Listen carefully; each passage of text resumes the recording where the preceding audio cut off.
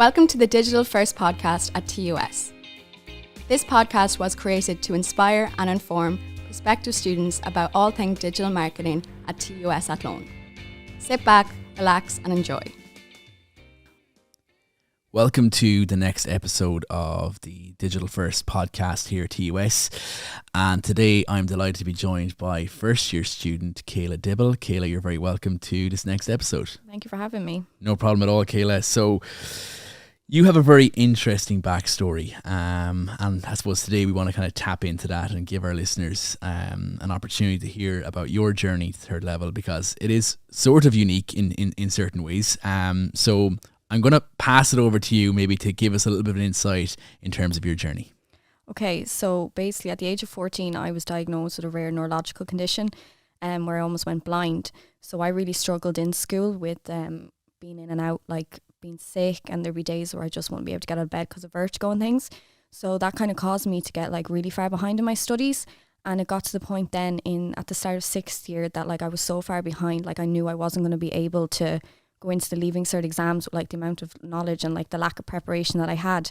So I decided that it would just be best for me to just leave school. And I suppose at that point I was very much like, well, what do I do next? Because I suppose the Leaving Cert is seen as the be all and end all.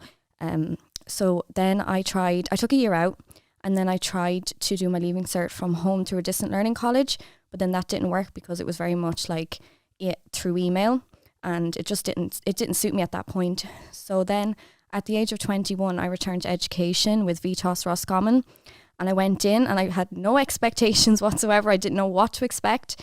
And I went in and I spoke to Orla, and I ended up doing a QQI level 4 in ICT skills, and then progressed on into an QQI level 5 in business administration skills, which has then led me to now be able to sit here as a digital marketing student in university, which has always been a goal of mine. So yeah. Oh, great story. In terms of that transition then from TUS in Roscommon into TUS, talk to us about that, making that jump from TUS into TUS.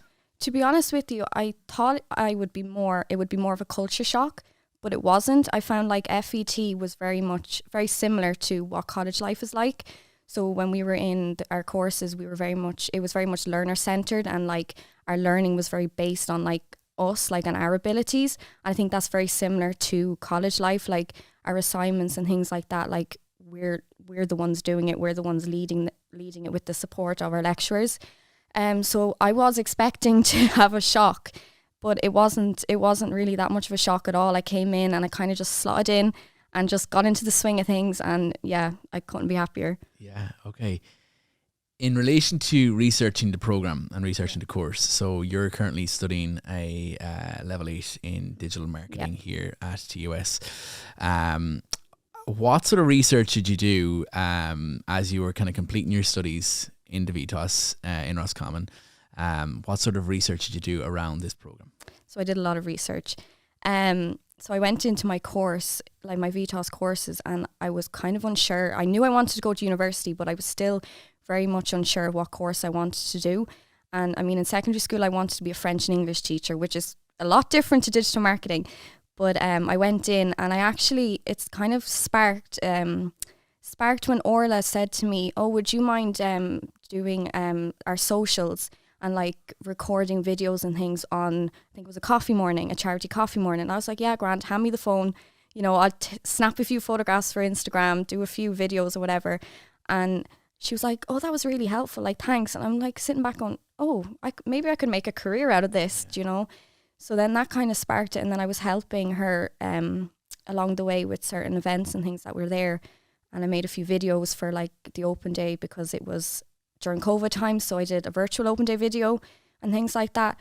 And at the same time, I was meeting with an adult guidance counsellor with the GRETB. And we were going through the process of like looking at courses and things. And I just happened to come across the course in Athlone, and I was looking down through all of the modules, and like I was researching like what each one of them meant. And although I didn't know what every one of them meant, I was like, oh, that sounds kind of fun. That sounds kind of interesting. And my adult guidance counsellor was like, well, if that course, like if you're interested in it, you're better off going into something you're interested in rather than something that you think that like, oh, I can get a big job out of. Like if you're going to enjoy studying this for 4 years, and that's for you. So then I kind of got into the process of like more research just to make sure. I looked at a few other colleges and different courses, but then I was like, no, like I kept going back to this course. So it was still during COVID times, and I logged on to the online open day when it was still AIT. And I think I watched a live discussion with you on it. And I remember you saying at the end, to anyone listening, if you have a love for social media, this is the course for you. And I was like, yeah, that's for me. So then there was also another video where I think it was Louise and Aisling. They did an online Zoom, and they were talking about the capstone project as well. And they were talking about how it's very much industry based, and like you learn a lot like in the industry rather than just like reading off books and things. And that kind of appealed to me as well. And then when COVID kind of passed, I ended up attending the open day in person when it was TUS. And I think I went up to the business stand and I spoke to Sinead for, I think it was about half an hour, just about digital and my course and like what it could lead me to.